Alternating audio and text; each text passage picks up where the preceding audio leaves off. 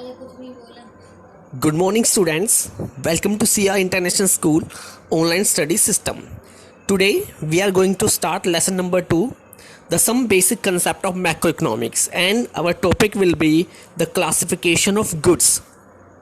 देखिए, initially the goods are classified into final goods and intermediate goods. Carefully दोनों में difference देखिएगा कि फाइनल गुड्स क्या होते हैं और इंटरमीडिएट गुड्स क्या होते हैं। देखिए, final goods are those goods which have cross the boundary line of production and which are ready for use by their final user. तो ऐसे गुड्स जो बाउंड्री लाइन ऑफ प्रोडक्शन से बाहर निकल चुके हैं, यानी अब इस पर कोई प्रोडक्शन प्रोसेस नहीं होने वाला और ना ही इसमें कोई वैल्यू एडिशन होने वाला है, and they are ready for use, प्रयोग करने के लिए बिल्कुल तैयार है, इसमें कुछ वैल्यू एडिशन आपको नहीं करना, वो फाइनल गुड्स माने जाते हैं। ठीक है, so those goods which are cross the boundary line of production and are ready for use are final goods.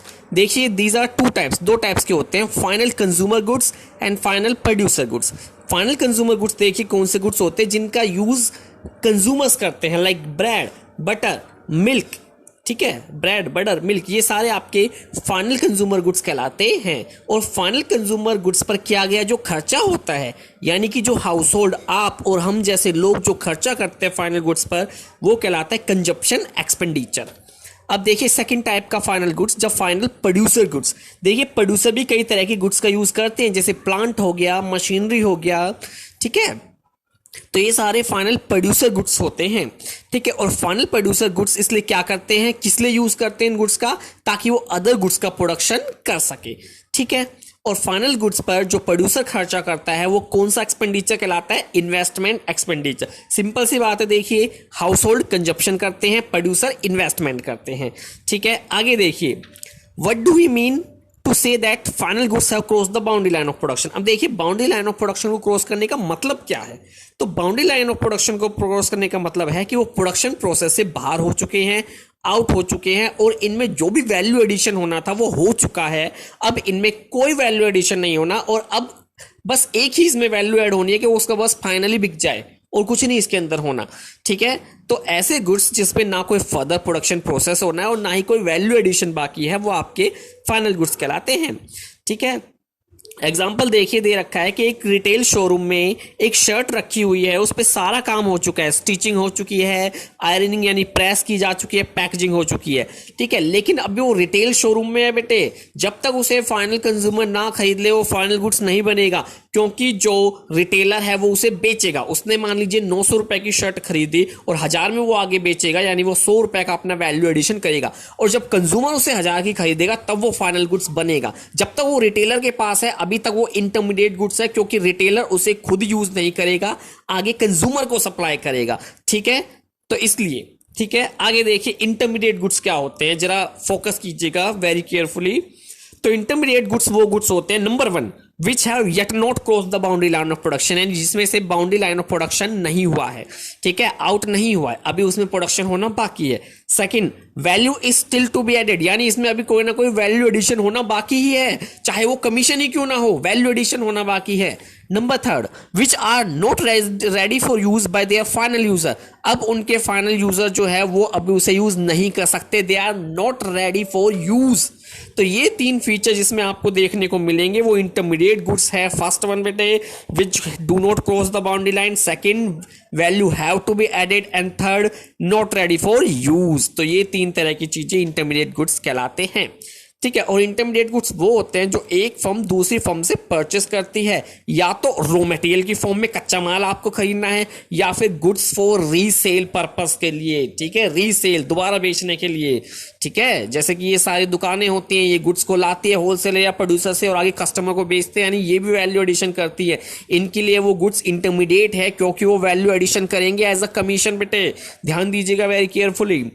ठीक है, अब देखिए एक नोट देखिए वेरी केयरफुली। ठीक है, अब हमें एक क्वेश्चन अराइज होता है कि नेशनल इनकम में हम राष्ट्रीय आय जब हम निकालते हैं तो उसमें कौन से गुड्स को इंक्लूड करें, फाइनल को या इंटरमीडिएट को। तो हमें बेटे फाइनल गुड्स इंक्लूड करना पड़ेगा, क्योंकि सोच के देखिए जो इंटरमीडिएट गुड्स की वैल्यू होती है वो ऑलरेडी फाइनल गुड्स में इंक्लूडेड है। जैसे कि 900 रुपए में शर्ट ली थी बेटे रिटेलर ने और उसने आपको बेच दी 1000 में, तो उसकी 900 की जो वैल्यू एडिशन थी, जो उसने 900 की कॉस्ट लगाई थी, वो 1000 में ऑलरेडी शामिल है। तो आपको जो वैल्यू एडिशन है, ठीक है, 100 रुपए का, ठीक है, तो आपको नेशनल इनकम के क्या करना पड़ेगा, 1000 रुपए लेने पड़ेंगे। आपने 1000 भी ले दिए और 900 भी ले दिए, तो 900 से तो आपकी वैल्यू एक्स्ट्रा हो गई नेशनल इनकम में तो 1000 ही जुड़ने चाहिए। तो इसीलिए केवल फाइनल गुड्स को हम नेशनल इनकम में काउंट करते हैं, इंटरमीडिएट गुड्स की वैल्यू नहीं काउंट होती, क्योंकि इंटरमीडिएट गुड्स की वैल्यू फाइनल गुड्स में ऑलरेडी काउंट है। ठीक है, तो भाई अब एक क्वेश्चन आता है बेटे कि हम किन गुड्स को इंटरमीडिएट कहें और किन गुड्स को हम फाइनल गुड्स कहें, क्या ग्रुप बनाएं। तो बेटे पहली बात तो ये कि हम ग्रुप बना ही नहीं सकते, हम किसी भी सेट को इंटरमीडिएट या फाइनल नहीं कह सकते। क्यों? क्योंकि उसका डिपेंड करता है उसके फाइनल यूज पर कि कौन उसे फाइनल यूज कर रहा है।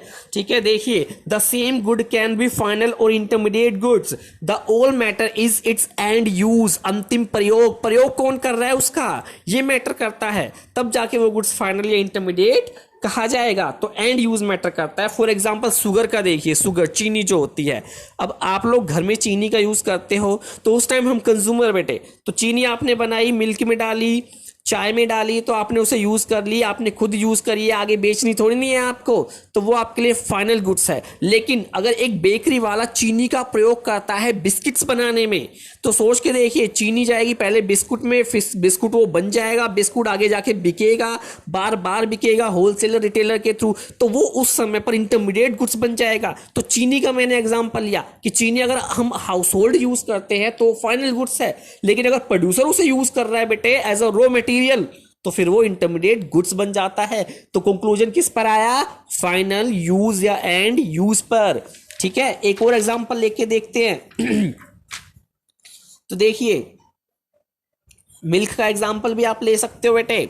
डेयरी है, डेयरी मिल्क बेचती है, दूध बेचती है, देखिए दूध दोनों लोगों को बेचती है वो, ठीक है, प्रोड्यूसर्स को यानी जो आपके आसपास हलवाई वगैरह होते हैं उनको भी बेचती है और कंज्यूमर को भी बेचती है। अब कंज्यूमर क्या करते हैं, उस मिल्क का घर ले जाते हैं, अपने चाय बनानी हो या पीना हो, जैसे भी उसे कंज्यूम कर लेते हैं। तो कंज्यूमर के लिए वो मिल्क क्या हो गया, फाइनल गुड्स हो गया, क्योंकि हमने तो खुद अपने कंजप्शन के लिए खरीदा है, उसमें कोई वैल्यू एडिशन तो नहीं करनी है। लेकिन अगर हलवाई वो दूध खरीदता है बेटे, तो सोच के देखिए हलवाई उससे या तो पनीर बनाएगा या मिठाई बनाएगा, बर्फी बनाएगा, स्वीट्स बनाएगा, ठीक है, जिसे देखकर आपके मुंह में पानी आ गया, कोई बात नहीं। तो हलवाई अगर उसका यूज कर रहा है, हलवाई अगर वो दूध का यूज करता है, तो इसके लिए वो इंटरमीडिएट गुड्स होगा, क्योंकि वो दूध में वैल्यू एडिशन करेगा, पनीर बनाएगा, खोया डालेगा, बर्फी बनाएगा, तब जाके फिर उसे फाइनली सेल करेगा। तो अगेन मैटर क्या है बेटे, एंड यूज, गुड्स को कौन यूज कर रहा है। If it is used by consumer it is a final goods, if it is used by producer